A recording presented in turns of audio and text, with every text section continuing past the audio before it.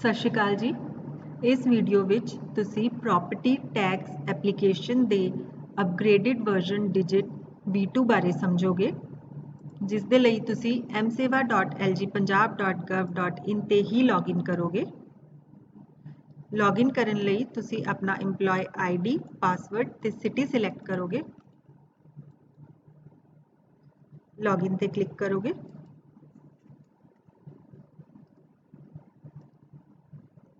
Login ਕਰਨ ਤੋਂ ਬਾਅਦ ਹੋਮ ਸਕਰੀਨ ਤੇ ਤੁਸੀਂ ਆਪਣਾ ਨਾਮ ਦੇਖ ਪਾ ਰਹੇ ਹੋ, ਆਪਣੀ ULB ਦਾ ਨਾਮ ਦੇਖ ਪਾ ਰਹੇ ਹੋ। ਪ੍ਰੋਪਰਟੀ ਟੈਕਸ ਤੇ ਕਲਿੱਕ ਕਰਕੇ ਤੁਸੀਂ ਐਡ ਨਿਊ ਪ੍ਰੋਪਰਟੀ ਕਰੋਗੇ। ਇਹ ਲੌਗਇਨ ਕਾਊਂਟਰ EMPLOYE ਦਾ ਹੈ।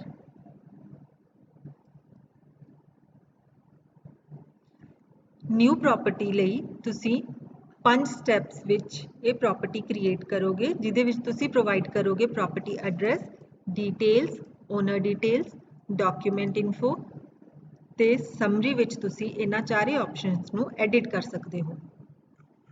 ਇਨਫੋਰਮੇਸ਼ਨ ਪ੍ਰੋਵਾਈਡ ਕਰਦੇ ਹੋਏ ਤੁਸੀਂ ਸਿਟੀ, ਹਾਊਸ ਨੰਬਰ, ਸਟਰੀਟ ਨੇਮ, ਪਿਨ ਕੋਡ, ਬਿਲਡਿੰਗ ਜਾਂ ਕਾਲੋਨੀ ਨੇਮ, ਲੋਕੈਲਿਟੀ ਸਿਲੈਕਟ ਕਰੋਗੇ ਤੇ ਜਿੰਨੇ ਵੀ ਫੀਲਡ ਸਟਾਰ ਮਾਰਕਡ ਹੈ ਉਹਨਾਂ ਨੂੰ ਤੁਸੀਂ ਛੱਡ ਨਹੀਂ ਸਕਦੇ, ਉਹ ਮੈਂਡੇਟਰੀ ਫੀਲਡਸ ਹੈ। ਐਗਜ਼ਿਸਟਿੰਗ ਪ੍ਰੋਪਰਟੀ ID ਜੇਕਰ ਤੁਹਾਡੇ ਕੋਲ ਹੈ ਤਾਂ ਤੁਸੀਂ ਉਹ ਐਂਟਰ ਕਰੋਗੇ ਔਰ ਨੈਕਸਟ ਤੇ ਕਲਿੱਕ ਕਰੋਗੇ। ਹੁਣ ਤੁਸੀਂ ਪ੍ਰੋਪਰਟੀ ਐਡਰੈਸ ਦੇਖ ਰਹੇ ਹੋ, ਇਹਦਾ ਕਲਰ ਚੇਂਜ ਹੋ ਕੇ ਗ੍ਰੀਨ ਹੋ ਚੁੱਕਿਆ ਹੈ। ਪ੍ਰੋਪਰਟੀ ਡਿਟੇਲਸ 'ਚ ਤੁਸੀਂ ਪ੍ਰੋਪਰਟੀ ਯੂਜ਼ੇਜ ਟਾਈਪ ਪ੍ਰੋਵਾਈਡ ਕਰੋਗੇ, ਜੋ ਕਿ 6 ਤਰ੍ਹਾਂ ਦੀ ਹੈ: commercial, industrial, institutional, mixed, others ਤੇ ਰੈਜ਼ੀਡੈਂਸ਼ੀਅਲ। ਆਪਾਂ ਰੈਜ਼ੀਡੈਂਸ਼ੀਅਲ ਸਿਲੈਕਟ ਕਰਦੇ ਹਾਂ। ਪ੍ਰੋਪਰਟੀ ਟਾਈਪ ਵਿੱਚ ਤੁਸੀਂ ਫਲੈਟ ਜਾਂ part of building, independent building ਜਾਂ ਵੇਕੈਂਟ ਲੈਂਡ ਕੁਝ ਵੀ ਸਿਲੈਕਟ ਕਰ ਸਕਦੇ ਹੋ। Let's select independent building. ਇੱਥੇ ਤੁਸੀਂ ਵਸੀਕਾ ਨੰਬਰ, ਅਲਾਟਮੈਂਟ ਨੰਬਰ, ਵਸੀਕਾ date, allotment date, business name provide ਕਰੋਗੇ। Height of property in case is more than 36 ਤਾਂ ਤੁਸੀਂ ਇਹਨੂੰ ਸਿਲੈਕਟ ਚੈੱਕ ਕਰੋਗੇ। ਅਗਰ ਇਨਫਲੇਮੇਬਲ ਮਟੀਰੀਅਲ ਹੈ ਤੁਹਾਡੀ ਪ੍ਰੋਪਰਟੀ ਤਾਂ ਤੁਸੀਂ ਇਸ ਆਪਸ਼ਨ ਨੂੰ ਵੀ ਸਿਲੈਕਟ ਕਰੋਗੇ। ਪਲਾਟ ਸਾਈਜ਼ ਜੋ ਕਿ ਤੁਸੀਂ ਸਿਰਫ ਸਕੁਆਇਰ ਯਾਰਡਸ 'ਚ ਹੀ ਫਿਲ ਕਰਨਾ ਹੈ। ਨੰਬਰ ਆਫ ਫਲੋਰਸ ਜਿੰਨੇ ਵੀ ਤੁਸੀਂ ਫਿਲ ਕਰਦੇ ਹੋ ਤੁਹਾਨੂੰ ਉਹ ਐਪਲੀਕੇਸ਼ਨ ਵਿੱਚ ਐਕਸਪਲੇਨ ਕਰਨੇ ਪੈਣਗੇ, ਯਾਨੀ ਕਿ ਉਹਨਾਂ ਨੂੰ ਫਿਲ ਕਰਨਾ ਪਏਗਾ। ਆਪਾਂ ਇੱਕ ਸਿਲੈਕਟ ਕਰਦੇ ਹਾਂ। ਹੁਣ ਇਹ ਗਰਾਊਂਡ ਫਲੋਰ ਹੈ ਜਿਹਦਾ ਯੂਜ਼ੇਜ ਟਾਈਪ ਆਟੋਮੈਟਿਕਲੀ ਪਿੱਛੋਂ ਚੱਕ ਰਿਹਾ ਹੈ ਸਿਸਟਮ। ਇਹਦੀ ਆਕਿਊਪੈਂਸੀ ਯਾਨੀ ਕਿ ਇਹ ਰੈਂਟਡ ਹੈ, ਸੈਲਫ ਆਕਿਊਪਾਈਡ ਹੈ ਜਾਂ ਅਨਆਕਿਊਪਾਈਡ ਹੈ। ਆਪਾਂ ਸੈਲਫ ਆਕਿਊਪਾਈਡ ਕਰਦੇ ਹਾਂ। ਬਿਲਟ ਅਪ ਏਰੀਆ ਜੋ ਕਿ ਤੁਸੀਂ ਸਕੁਆਇਰ ਫੀਟ 'ਚ ਪ੍ਰੋਵਾਈਡ ਕਰਨਾ ਹੈ, ਇਸ ਤੁਸੀਂ ਉਸ ਏਰੀਆ ਤੇ ਕਿੰਨੀ ਕੰਸਟਰਕਸ਼ਨ ਕੀਤੀ ਹੋਈ ਹੈ।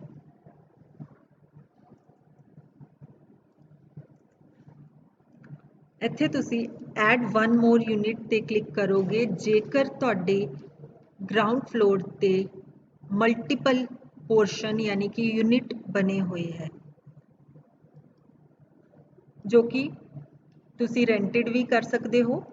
ਆਪਾਂ ਇਹਨੂੰ ਰਿਮੂਵ ਕਰ ਰਹੇ ਹਾਂ ਕਿਉਂਕਿ ਆਪਾਂ ਇੱਕ ਬਿਲਕੁਲ ਬੇਸਿਕ ਲੈਵਲ ਦੀ ਪ੍ਰੋਪਰਟੀ ਅਸੈਸ ਕਰਕੇ ਦੇਖ ਰਹੇ ਹਾਂ। ਹੁਣ ਤੁਸੀਂ ਨੈਕਸਟ ਤੇ ਕਲਿੱਕ ਕਰੋਗੇ। ਹੁਣ ਜਿਵੇਂ ਕਿ ਤੁਸੀਂ ਦੇਖ ਰਹੇ ਹੋ ਆਪਾਂ ਥਰਡ ਆਪਸ਼ਨ ਤੇ ਪਹੁੰਚ ਚੁੱਕੇ ਹਾਂ ਤੇ ਇੱਥੇ ਟਾਈਪ ਆਫ ਓਨਰਸ਼ਿਪ ਪ੍ਰੋਵਾਈਡ ਕਰ ਰਹੇ ਹਾਂ।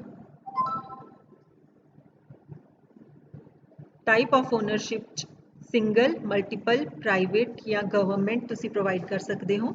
ਇੱਥੇ ਤੁਸੀਂ ਆਪਣਾ ਨਾਮ, ਮੋਬਾਈਲ ਨੰਬਰ, ਕੈਟੇਗਰੀ ਜਿਹਦੇ 'ਚ ਕੀ ਕੁਝ ਆਪਸ਼ਨਸ ਹੈ ਜੋ ਕਿ ਹੈ freedom fighter, window, handicap, below poverty line, defence, not applicable select कर लेने हैं ਆਪਾਂ। ਇੱਥੇ ਤੁਸੀਂ ਐਡਰੈਸ ਪ੍ਰੋਵਾਈਡ ਕਰੋਗੇ और गार्जियंस नेम जो कि स्टार मार्क मैंडेटरी फील्ड है ਉਹਨੂੰ ਵੀ ਸਿਲੈਕਟ ਕਰਨਾ ਹੈ। ਪ੍ਰੋਪਰਟੀ ਐਡਰੈਸ ਅਗਰ ਤੁਹਾਡਾ ਸੇਮ ਹੀ ਹੈ ਤਾਂ ਤੁਸੀਂ ਇਹਨੂੰ ਸਿਲੈਕਟ ਕਰ ਸਕਦੇ ਹੋ ਚੈੱਕ ਬਾਕਸ ਨੂੰ, ਅਦਰਵਾਈਜ਼ ਤੁਸੀਂ ਨਵਾਂ ਐਡਰੈਸ ਵੀ ਐਂਟਰ ਕਰ ਸਕਦੇ ਹੋ। ਨੈਕਸਟ ਤੇ ਕਲਿੱਕ ਕਰਾਂਗੇ। ਇਹ ਚੌਥਾ ਆਪਸ਼ਨ ਜੋ ਹੈ ਡਾਕੂਮੈਂਟ ਇਨਫੋ ਦਾ, ਇਸ ਅਪਗ੍ਰੇਡ ਵਿੱਚ ਨਵਾਂ ਸ਼ਾਮਿਲ ਕੀਤਾ ਗਿਆ ਹੈ, ਜਿਹਦੇ 'ਚ ਕਿ ਤੁਸੀਂ 5 ਤਰ੍ਹਾਂ ਦੇ ਡਾਕੂਮੈਂਟਸ ਅਪਲੋਡ ਕਰ ਸਕਦੇ ਹੋ ਅਗਰ ਤੁਸੀਂ ਕਰਨਾ ਚਾਹੁੰਦੇ ਹੋ। ਇਹਦੇ 'ਚ ਤੁਸੀਂ ਟਾਈਪ ਆਫ ਡਾਕੂਮੈਂਟ ਸਿਲੈਕਟ ਕਰਨ ਤੋਂ ਬਾਅਦ ਉਹਨੂੰ ਅਪਲੋਡ ਕਰੋਗੇ। ਇਹਦੇ 'ਚ 5 ਤਰ੍ਹਾਂ ਦੇ ਡਾਕੂਮੈਂਟਸ ਹੈ, address proof, identity proof, registration proof, usage proof, occupancy proof, construction proof, ਜੋ ਕਿ 6ਵੀਂ ਤਰ੍ਹਾਂ ਦਾ ਡਾਕੂਮੈਂਟ ਹੈ। ਨੈਕਸਟ ਤੇ ਕਲਿੱਕ ਕਰਾਂਗੇ।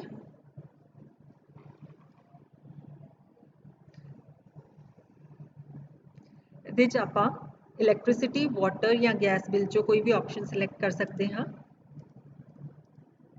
ਔਰ ਉਸ ਦੀ ਫਾਈਲ ਅਪਲੋਡ ਕਰਾਂਗੇ। ਇੱਥੇ ਧਿਆਨ ਦੇਣ ਯੋਗ ਗੱਲ ਹੈ ਕਿ ਇਹਨਾਂ 'ਚੋਂ ਕੋਈ ਵੀ ਆਪਸ਼ਨ ਮੈਂਡੇਟਰੀ ਨਹੀਂ ਹੈ। ਇੱਕ ਆਪਸ਼ਨ ਫਿਲ ਕਰਕੇ ਉਹ ਜੋ ਕਿ ਨਾਨ ਮੈਂਡੇਟਰੀ ਹੀ ਹੈ, ਆਪਾਂ ਨੈਕਸਟ ਬਟਨ ਤੇ ਕਲਿੱਕ ਕਰਾਂਗੇ।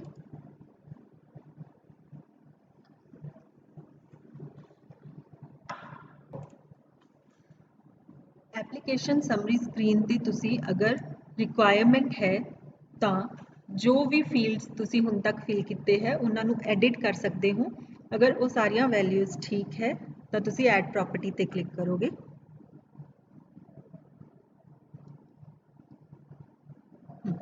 ਜਿਵੇਂ ਕਿ ਤੁਸੀਂ ਦੇਖ ਰਹੇ ਹੋ, 2 ਨੰਬਰ ਜਨਰੇਟ ਹੋਏ ਹਨ, ਇੱਕ ਪ੍ਰੋਪਰਟੀ ਆਈਡੀ ਤੇ ਦੂਸਰਾ ਐਪਲੀਕੇਸ਼ਨ ਨੰਬਰ। ਇਹ ਦੋਨੋਂ ਨੰਬਰਸ ਨੂੰ ਤੁਸੀਂ ਸੇਵ ਕਰਕੇ ਆਪਣੇ ਕੋਲ ਰੱਖਣਾ ਹੈ ਔਰ ਤੁਸੀਂ ਆਪਣੀ ਇਸ ਪ੍ਰੋਪਰਟੀ ਦੀ ਐਪਲੀਕੇਸ਼ਨ ਨੂੰ ਡਾਊਨਲੋਡ ਵੀ ਕਰ ਸਕਦੇ ਹੋ। ਇਹ ਐਪਲੀਕੇਸ਼ਨ ਹੁਣ ਕਾਊਂਟਰ ਇੰਪਲਾਈ ਦੇ ਲੌਗਇਨ ਤੋਂ ਅਪਰੂਵਰ ਦੇ ਅਕਾਊਂਟ ਵਿੱਚ ਚਲੀ ਗਈ ਹੈ। ਇਸ ਕਰਕੇ ਆਪਾਂ ਕਾਊਂਟਰ ਇੰਪਲਾਈ ਦੇ ਲੌਗਇਨ ਤੋਂ ਲੌਗ ਆਊਟ ਕਰਾਂਗੇ ਤੇ ਅਪਰੂਵਰ ਦੇ ਲੌਗਇਨ ਵਿੱਚ ਲੌਗਇਨ ਜਾਵਾਂਗੇ।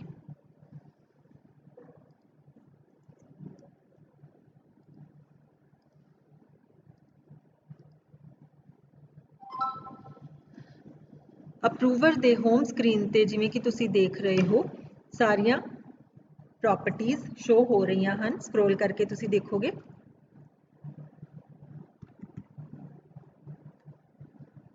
ਹੁਣ ਆਪਾਂ ਆਪਣੀ ਪ੍ਰੋਪਰਟੀ ਜੋ ਕਿ ਕ੍ਰੀਏਟ ਕੀਤੀ ਗਈ ਹੈ ਉਹਨੂੰ ਸਰਚ ਕਰਾਂਗੇ। ਸਰਚ ਕਰਨ ਲਈ ਤੁਸੀਂ ਸਰਚ ਪ੍ਰੋਪਰਟੀ ਜਾਂ ਸਰਚ ਐਪਲੀਕੇਸ਼ਨ ਦੋਨੋਂ ਆਪਸ਼ਨਸ ਨੂੰ ਯੂਜ਼ ਕਰ ਸਕਦੇ ਹੋ। ਆਪਾਂ ਸਰਚ ਐਪਲੀਕੇਸ਼ਨ 'ਚ ਜਾ ਕੇ ਪ੍ਰੋਪਰਟੀ ਆਈਡੀ ਪੇਸਟ ਕਰਦੇ ਹਾਂ। ਪ੍ਰੋਪਰਟੀ ਆਈਡੀ ਤੇ ਬੇਸਡ ਸਰਚ ਹੈ। ਹੁਣ ਆਪਾਂ ਦੇਖ ਰਹੇ ਹਾਂ ਕਿ ਜੋ ਪ੍ਰੋਪਰਟੀ ਅਪਰੂਵਰ ਦੇ ਲੌਗਇਨ 'ਚ ਦਿਖ ਰਹੀ ਹੈ ਉਹਦਾ ਸਟੇਟਸ ਹੈ ਇਨ ਵਰਕਫਲੋ, ਕਿਉਂਕਿ ਇਹ ਹਲੇ ਅਪਰੂਵ ਨਹੀਂ ਹੋਈ ਹੈ। ਅਪਰੂਵ ਹੁੰਦੇ ਹੀ ਕਾਊਂਟਰ ਇੰਪਲਾਈ ਨੂੰ ਇਸ ਐਪਲੀਕੇਸ਼ਨ ਦਾ ਸਟੇਟਸ ਐਕਟਿਵ ਦਿਖੇਗਾ। ਇਸ ਤੇ ਕਲਿੱਕ ਕਰਨ ਤੋਂ ਬਾਅਦ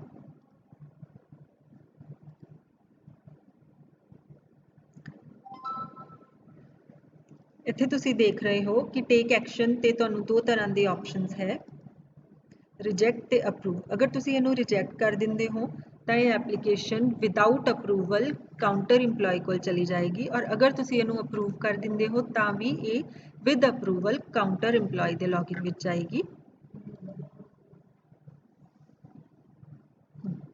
ਇਹ ਐਪਲੀਕੇਸ਼ਨ ਹੁਣ ਅਪਰੂਵ ਹੋ ਚੁੱਕੀ ਹੈ ਔਰ ਇਸ ਨੂੰ ਚੈੱਕ ਕਰਨ ਦੇ ਲਈ ਅਸੀਂ ਅਪਰੂਵਰ ਦੇ ਲੌਗਇਨ ਚੋਂ ਬਾਹਰ ਜਾ ਕੇ ਹੁਣ ਵਾਪਸ ਕਾਊਂਟਰ ਇੰਪਲਾਈ ਦੇ ਲੌਗਇਨ 'ਚ ਹੀ ਦੁਬਾਰਾ ਤੋਂ ਲੌਗਇਨ ਕਰਾਂਗੇ।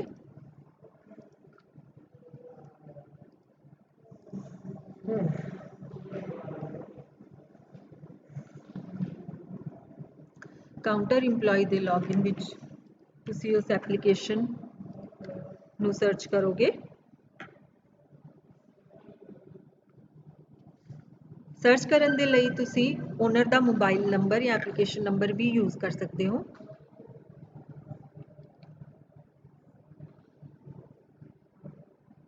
ਯੂਨੀਕ ਪ੍ਰੋਪਰਟੀ ਆਈਡੀ ਜਿਵੇਂ ਕਿ ਤੁਸੀਂ ਦੇਖ ਰਹੇ ਹੋ, ਹੁਣ ਉਹਦਾ ਸਟੇਟਸ ਇਨ ਵਰਕਫਲੋ ਤੋਂ ਐਕਟਿਵ ਹੋ ਚੁੱਕਿਆ ਹੈ ਤੇ application type is now new property. Property ID ਨੂੰ ਓਪਨ ਕਰਦੇ ਹਾਂ ਤੇ ਇਸ ਪ੍ਰੋਪਰਟੀ ਨੂੰ ਅਗਰ ਕਿਸੇ ਹੋਰ ਦੇ ਨਾਮ ਤੇ ਟ੍ਰਾਂਸਫਰ ਕਰਨਾ ਹੈ ਤਾਂ ਉਸ ਲਈ ਤੁਸੀਂ ਓਨਰ ਦਾ ਨਾਮ ਚੇਂਜ ਕਰੋਗੇ ਔਰ ਇਹਦਾ ਪ੍ਰੋਪਰ ਵਰਕਫਲੋ ਉਹੀ ਹੈ ਕਿ ਇਹਨੂੰ ਅਪਰੂਵਰ ਤੋਂ ਅਪਰੂਵਲ ਚਾਹੀਦਾ ਹੈ, ਜਿਸ ਦੇ ਲਈ ਇਹਨੂੰ ਕਾਊਂਟਰ ਇੰਪਲਾਈ ਤੋਂ ਅਪਰੂਵਰ ਦੇ ਲੌਗਇਨ ਵਿੱਚ ਭੇਜਿਆ ਜਾਏਗਾ। ਹੁਣ ਆਪਾਂ ਇਸ ਪ੍ਰਾਪਰਟੀ ਨੂੰ ਅਸੈਸ ਕਰਾਂਗੇ, ਜਿਸ ਦੇ ਲਈ ਫਾਈਨੈਂਸ਼ੀਅਲ ਈਅਰ 19-20 ਸਿਲੈਕਟ ਕਰਦੇ ਹਾਂ।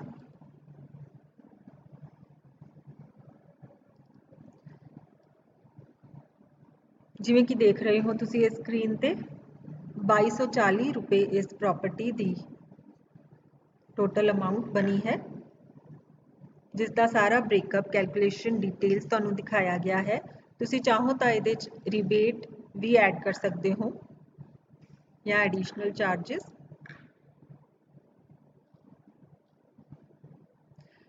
ਅਸੈਸ ਪ੍ਰਾਪਰਟੀ ਤੇ ਕਲਿੱਕ ਕਰਾਂਗੇ। ਪ੍ਰਾਪਰਟੀ ਸਾਲ 19-20 ਲਈ ਅਸੈਸ ਹੋ ਚੁੱਕੀ ਹੈ ਤੇ ਅਸੈਸਮੈਂਟ ਨੰਬਰ ਤੁਸੀਂ ਦੇਖ ਰਹੇ ਹੋ। ਹੁਣ ਆਪਾਂ ਅਸੈਸ ਕਰਨ ਤੋਂ ਬਾਅਦ ਪ੍ਰਾਪਰਟੀ ਦੀ ਪੇਮੈਂਟ ਕਰ ਰਹੇ ਹਾਂ।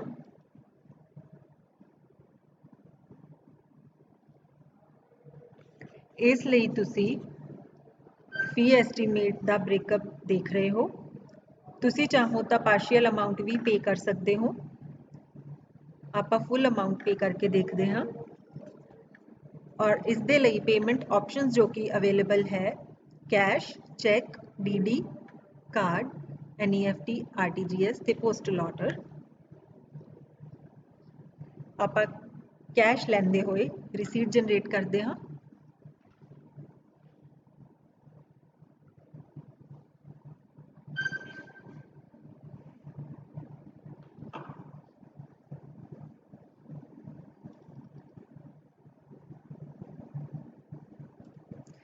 ਇਸ ਪ੍ਰਾਪਰਟੀ ਦੀ ਤੁਸੀਂ 19-20 ਲਈ ਪ੍ਰਾਪਰਟੀ ਇੱਕ ਵਾਰ ਅਸੈਸ ਹੋਣ ਤੋਂ ਬਾਅਦ ਸਿਰਫ ਇੱਕ ਕੰਡੀਸ਼ਨ 'ਚ ਜਾਏਗੀ, ਅਗਰ ਉਹਦੇ ਵਿੱਚ ਕਿਸੇ ਵੀ ਤਰ੍ਹਾਂ ਦਾ ਕੋਈ ਚੇਂਜ ਕੀਤਾ ਗਿਆ ਹੈ। ਅਗਰ ਉਹਦੇ 'ਚ ਕੋਈ ਚੇਂਜ ਨਹੀਂ ਕੀਤਾ ਗਿਆ ਤਾਂ ਉਹ ਨੈਕਸਟ ਅਸੈਸਮੈਂਟ ਤੇ ਪੇਮੈਂਟ ਲਈ ਅਪਰੂਵਰ ਦੇ ਲੌਗਇਨ 'ਚ ਨਹੀਂ ਭੇਜੀ ਜਾਏਗੀ। म्यूटेशन भी बोल दो। ਪ੍ਰਾਪਰਟੀ ਦੀ ਪੇਮੈਂਟ ਕਲੈਕਟ ਕਰਨ ਤੋਂ ਬਾਅਦ ਅਗਰ ਤੁਸੀਂ ਕਿਸੇ ਨਵੇਂ ਫਾਈਨੈਂਸ਼ੀਅਲ ਈਅਰ ਲਈ ਪ੍ਰਾਪਰਟੀ ਦੀ ਅਸੈਸਮੈਂਟ ਤੇ ਪੇਮੈਂਟ ਕਰਨੀ ਹੈ ਤਾਂ ਉਹਨੂੰ ਦੁਬਾਰਾ ਅਪਰੂਵਰ ਦੇ ਲੌਗਇਨ ਵਿੱਚ ਨਹੀਂ ਭੇਜਿਆ ਜਾਏਗਾ। ਪਰ ਅਗਰ ਤੁਸੀਂ ਉਹਦੇ ਵਿੱਚ ਕੋਈ ਚੇਂਜ ਕੀਤਾ ਹੈ ਕਿਸੇ ਵੀ ਤਰ੍ਹਾਂ ਦਾ, ਫਿਰ ਉਹਨੂੰ ਅਪਰੂਵਲ ਚਾਹੀਦੀ ਹੀ ਹੈ।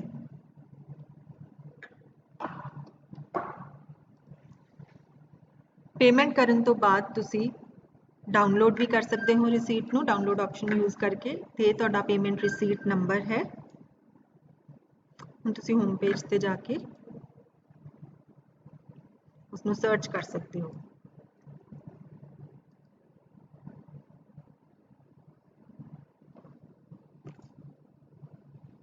ਔਰ ਤੁਹਾਡੀ ਪ੍ਰਾਪਰਟੀ ਦਾ ਸਟੇਟਸ ਐਕਟਿਵ ਹੀ ਹੈ।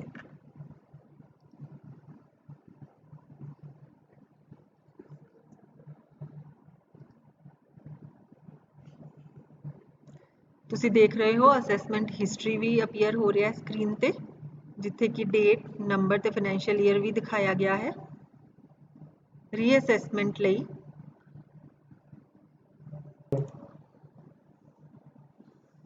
ਅਸੈਸਮੈਂਟ ਹਿਸਟਰੀ 'ਚ ਤੁਸੀਂ ਜਿਵੇਂ ਕਿ ਦੇਖ ਲਿਆ ਸਾਰੀਆਂ ਅਸੈਸਮੈਂਟ ਦੀਆਂ ਡਿਟੇਲਸ ਹੈ। ਅਗਰ ਤੁਹਾਨੂੰ ਲੱਗਦਾ ਹੈ ਕਿ ਇਸ ਪ੍ਰਾਪਰਟੀ ਵਿੱਚ ਤੁਸੀਂ ਕੋਈ ਚੇਂਜਸ ਕਰਨਾ ਚਾਹ ਰਹੇ ਹੋ ਜੋ ਕਿ ਤੁਹਾਡੇ ਤੋਂ ਗਲਤੀ ਹੋ ਗਈ ਹੈ, ਤਾਂ ਤੁਸੀਂ ਉਸਨੂੰ ਰੀਅਸੈਸ ਕਰ ਸਕਦੇ ਹੋ ਔਰ ਰੀਅਸੈਸਮੈਂਟ ਲਈ ਇਹ ਪ੍ਰਾਪਰਟੀ ਅਪਰੂਵਰ ਦੇ ਅਕਾਊਂਟ ਵਿੱਚ ਦੁਬਾਰਾ ਭੇਜੀ ਜਾਏਗੀ, ਕਿਉਂਕਿ ਤੁਸੀਂ ਡਿਟੇਲਸ ਵਿੱਚ ਚੇਂਜ ਕਰ ਰਹੇ ਹੋ।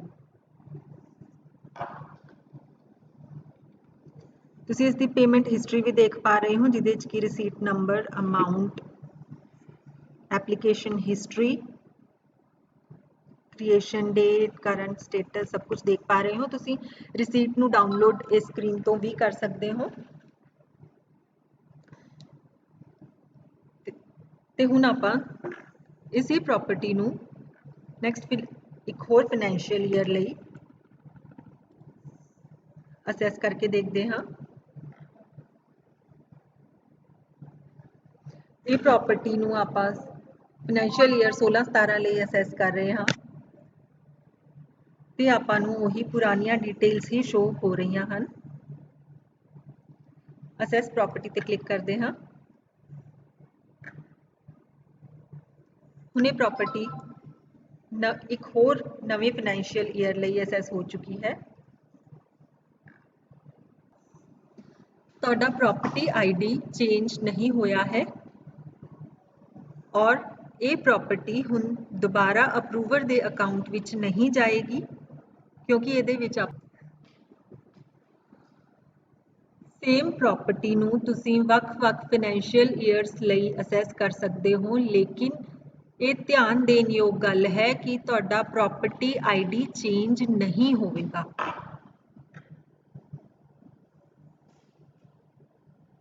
ਹੁਣ ਆਪਾਂ ਪੇਮੈਂਟ ਕਰਦੇ ਹਾਂ।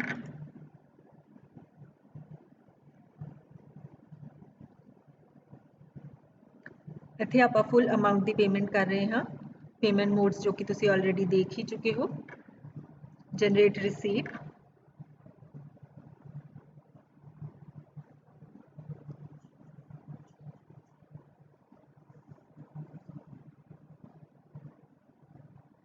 ठीक है। और फाइन अच्छा ਇਹ ਪ੍ਰਾਪਰਟੀ ਜੋ ਕਿ ਆਪਾਂ ਅਸੈਸ ਕੀਤੀ ਹੈ ਇਹ ਅਪਰੂਵਰ ਦੇ ਲੌਗਇਨ 'ਚ ਇਸ ਕਰਕੇ ਨਹੀਂ ਗਈ ਹੈ ਕਿਉਂਕਿ ਇਹਦੇ ਵਿੱਚ ਆਪਾਂ ਕੋਈ ਚੇਂਜ ਨਹੀਂ ਕੀਤਾ ਹੈ। ਅਗਰ ਤੁਸੀਂ ਇਹਦੇ 'ਚ ਕੋਈ ਚੇਂਜ ਕਰਦੇ ਤਾਂ ਇਹ ਡਾਇਰੈਕਟਲੀ ਤੁਸੀਂ ਆਪਣੇ ਅਕਾਊਂਟ 'ਚੋਂ ਪ੍ਰੋਸੈਸ ਨਹੀਂ ਕਰ ਸਕਦੇ ਸੀ। ਇਸ ਐਪਲੀਕੇਸ਼ਨ ਨੇ ਅਗਰ ਕੋਈ ਚੇਂਜ ਹੋਇਆ ਹੁੰਦਾ ਤਾਂ ਅਪਰੂਵਰ ਦੇ ਲੌਗਇਨ 'ਚ ਜਾਣਾ ਸੀ ਤੇ ਅਪਰੂਵਰ ਤੋਂ ਅਪਰੂਵਲ ਮਿਲਣ ਤੋਂ ਬਾਅਦ ਹੀ ਤੁਸੀਂ ਇਹਦੀ ਪੇਮੈਂਟ ਕਰ ਸਕਦੇ ਸੀ। ਹੁਣ ਆਪਾਂ ਹੋਮ ਪੇਜ ਤੇ ਜਾ ਕੇ ਰਿਪੋਰਟਸ ਬਾਰੇ ਦੇਖਾਂਗੇ। ਇਸ ਨਵੇਂ ਅਪਗ੍ਰੇਡ ਵਿੱਚ ਰਿਪੋਰਟਸ ਵਿੱਚ ਕੋਈ ਫਰਕ ਨਹੀਂ ਪਿਆ ਹੈ। ਰਿਪੋਰਟਸ ਦਾ ਫਾਰਮੈਟ ਉਹੀ ਹੈ ਜੋ ਕਿ ਤੁਸੀਂ ਪਹਿਲਾਂ ਯੂਜ਼ ਕਰਦੇ ਸੀ।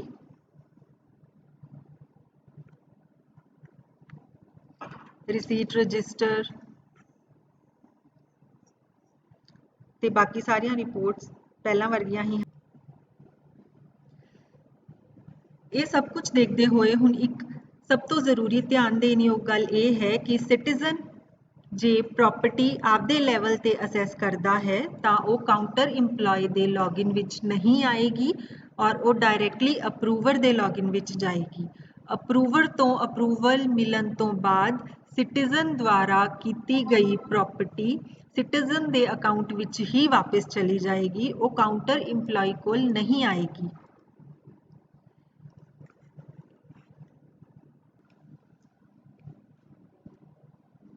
ਪਰ ਕਾਊਂਟਰ ਇੰਪਲਾਈ ਸਿਟੀਜ਼ਨ ਦੀ ਪ੍ਰਾਪਰਟੀਜ਼ ਨੂੰ ਆਪਣੇ ਲੌਗਇਨ ਵਿੱਚ ਸਰਚ ਕਰ ਸਕਦਾ ਹੈ ਤੇ ਉਹਨਾਂ ਦੀ ਡਿਟੇਲਸ ਦੇਖ ਸਕਦਾ ਹੈ।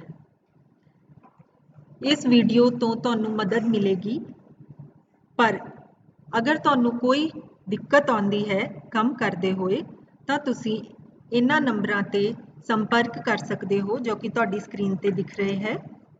ਧੰਨਵਾਦ।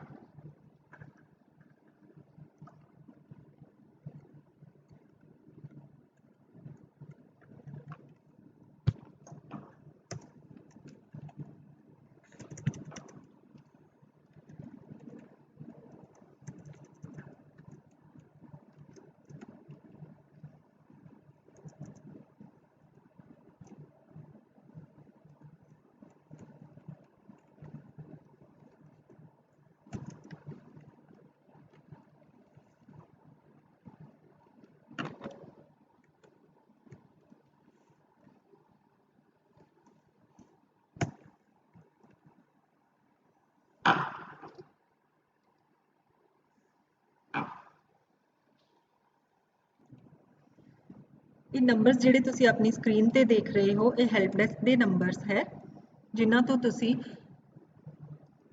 ਐਪਲੀਕੇਸ਼ਨ ਦਾ ਫਲੋ ਵੀ ਸਮਝ ਸਕਦੇ ਹੋ ਤੇ ਅਗਰ ਕੋਈ ਦਿੱਕਤ ਆ ਰਹੀ ਹੈ ਤਾਂ ਉਹਦਾ ਸੋਲੂਸ਼ਨ ਵੀ ਪੁੱਛ ਸਕਦੇ ਹੋ। ਧੰਨਵਾਦ।